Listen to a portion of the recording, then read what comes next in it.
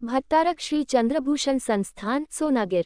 जैन मठों और संस्थानों के प्रबंधन का दायित्व जिन यति तुल्य गरिमाओं के कंधों पर रहा है, वे जैन परंपरा में भट्टारक के नाम से विश्रुत हैं। सुदूर अतीत में भट्टारक भी जैन मुनियों की भांति नग्न रहते थे, लेकिन कालांतर में वस्त्र धारण करने की प्रथा आरंभ हुई। नगो विमोक मग्गो के आदर्श पर बल देने व दिगंबरत्व को पूज्य मानने के कारण भट्टारकों के लिए भी मृत्यु का समय निकट आने पर दिगंबरत्व धारण कर समलेखना व्रत ग्रहण करने का विधान है। मंदिरों और मठों के प्रबंधन जैसे लौकिक कार्यों से जुड़े होने के कारण भट्टारकों का यति स्वरूप धीरे धीरे लुप्त होकर शासकों की भांति राजसी स्वरूप ग्रहण करने लगा और उनका पट्टाभिषेक भी राजोचित ढंग से बड़ी भव्यता के साथ आयोजित होने लगा। भट्टारकों के कार्य क्षेत्र में मूर्ति प्रतिष्ठा, मंदिरों मठों का सुचारू प्रबंधन, प्राचीन आर्ष ग्रंथों का संग्रहण संरक्षण, जैन साहित्य कला संगीत आदि का संवर्धन जैसे विषय शामिल रहे हैं। समूचे भारतवर्ष में भट्टारकों के कई पीठ स्थापित रहे हैं, जिनमें श्रमंगिरी सोनागिर स्थित भट्टारक पीठ भी एक है, जिस पर प्रमुखतः बलात्कार गण शाखा का वर्चस्व रहा है। अनेक यशस्वी भट्टारकों से सुशोभित इस पीठ के अंतिम भट्टारक श्री चंद्रभूषण जी, जो वरहिया समुदाय से थे, विक्रम संवत 2001 में अभिषिक्त हुए, जिनका विक्रम संवत 2031 में देहांत हो गया। श्री सिद्ध क्षेत्र सोनागिर जी पर भट्टारकों की गादी प्राचीन समय से चली आ रही थी। पूर्व में इस क्षेत्र का प्रबंधन दतिया के राजा के अधीन था। दतिया नरेश ने क्षेत्र का प्रबंधन जब श्री सोनागिर सिद्ध क्षेत्र कमेटी को सौंपा था, तब उस समय इस कोठी के मंदिर के संबंध में कमेटी की रिपोर्ट में उल्लेख आया है, जिसके अनुसार यह मंदिर भट्टारक जी महाराज सोनागिर पट्टाधीश का बनवाया हुआ है। पर्वत के चढ़ने के दरवाजे के सामने ही बना हुआ है। इसके साथ एक धर्मशाला भी है। भट्टारक हरेंद्र भूषण जी सोनागिर तत्समय इस गद्दी के पट्टाधीश थे और इसका प्रबंधन करते थे और यही निवास करते थे। इस धर्मशाला में एक कुआं भी है।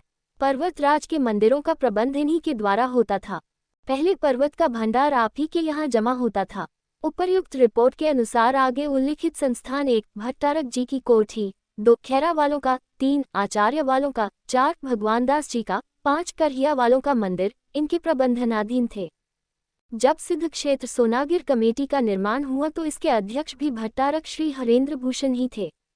उनके उत्तराधिकारी के रूप में भट्टारक श्री चंद्रभूषण जी महाराज इसके अंतिम भट्टारक थे।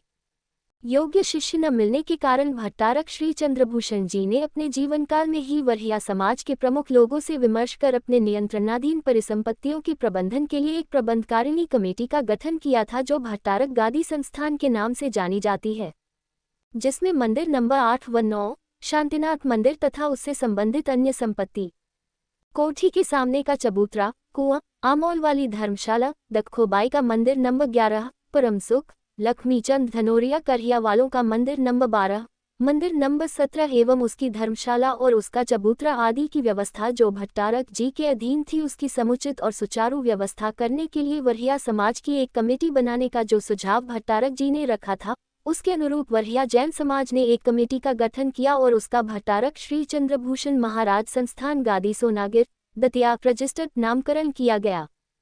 ये संस्था मध्य प्रदेश सोसाइटी रजिस्ट्रीकरण अधिनियम 1973 सन 1973 क्रमांक 44 के अधीन दिनांक 30 अक्टूबर 1984 को पंजीबद्ध की गई और इसका प्रबंधन दिगंबर जैन वरया प्रबंध कार्यकारिणी कमेटी को सौंपा गया। भट्टारक श्री चंद्रभूषण जी शेष जीवन पर्यंत इस कमेटी के अध्यक्ष रहे। भट्टारक जी के निधन के पश्चात से श्री दिगंबर जैन वरहिया प्रबंधकारिणी कमेटी सोनागिर इस दायित्व का सुचारू रूप से निर्वहन कर रही है। वरहिया प्रबंधकारिणी कमेटी के प्रबंधनाधीन परिसंपत्तियों में चंद्र चौक स्थित विशाल भट्टारक कोठी, जिसमें मंदिर नंबर 8 व 9 तथा भगवान शांतिनाथ का मंदिर स्थित है, आमोल वालों की धर्मशाला, दखोबाई का मंदिर नंबर 11, परमसुख, लक्ष्मीचंद धनोरिया करहिया वालों का मंदिर नंबर 12, जिसके संधारण का दायित्व उनके वंशज मुन्ना लाल धनोरिया जीवन पर्यंत निभाते रहे थे, मंदिर नंबर 17 व उससे संलग्न धर्मशाला प्रमुख रूप से शामिल है। अपने गठन के समय से ही वरहिया जैन समाज की अनेक सेवाभावी गरिमाओं का सहयोग और समर्थन श्री दिगंबर जैन वरहिया प्रबंधकारिणी कमेटी सोनागिर जी को प्राप्त रहा है, जिनके कुशल निर्देशन में अनेक उल्लेखनीय उपलब्धियां दर्ज हुई हैं, जिसमें मंदिर नंबर 12 का पुनर्निर्माण कर उसे भव्य स्वरूप प्रदान किया गया है। भट्टारक कोठी स्थित नवीन धर्मशाला में 46 कमरों का निर्माण कराया गया है। मंदिर नंबर 17 का जीर्णोद्धार कर उसके प्रथम तल पर भी 6 कमरों का जीर्णोद्धार किया गया है। इसी मंदिर के दूसरे तल पर स्थित भगवान चंद्रप्रभु के मंदिर का जीर्णोद्धार किया गया है। आमोल वाली धर्मशाला में एक विशाल कक्ष में यात्री भोजनालय संचालित है, जहां नामात्र के शुल्क पर सुरुचिपूर्ण भोजन उपलब्ध कराया जाता है। इसी धर्मशाला के दूसरे तल पर 6 कमरों का नवीन निर्माण कराया गया है। इस धर्मशाला के प्रांगण में 108 भट्टारक सर्वश्री सुरेंद्र भूषण जी, जिनेंद्र भूषण जी, हरेंद्र भूषण जी व अंतिम भट्टारक चंद्रभूषण जी की चरण छत्री बनी है। इसके अतिरिक्त मुनियों व त्यागी व्रतियों के निमित्त नियमित चौकी की व्यवस्था भी इस कमेटी द्वारा की जा रही है। शांतिनाथ जिनालय के सामने ऊपरी मंजिल स्थित बारादरी प्रांगण में 6 कमरों का निर्माण कराया गया है व मंदिर नंबर 9 के तीसरे तल पर एक हाल का निर्माण हुआ है। भट्टारक कोठी स्थित सभी जिनालयों के शिखरों का जीर्णोद्धार भी कमेटी द्वारा कराया गया है। शांतिनाथ जिनालय के पर्वतराज की दिशा वाले भाग में 3 मंजिला भट्टारक श्री चंद्रभूषण धर्मशाला की पुनः साज सज्जा की गई है और इसमें पहले और दूसरे तल पर कुछ कमरों को वातानुकूलित किया गया है।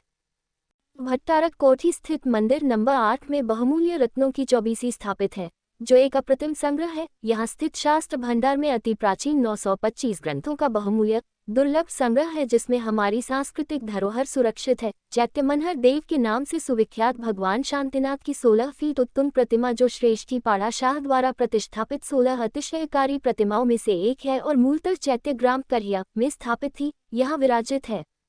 कुछ वर्ष पूर्व पंचकल्याणक महामहोत्सव का गरिमापूर्ण आयोजन वरहियाजनों द्वारा किया गया था, जिससे अभूतपूर्व धर्म प्रभावना हुई। वर्तमान में सोनागिर रेलवे स्टेशन के नजदीक श्री विहसन सागर हॉस्पिटल का निर्माण कार्य प्रगति पर है।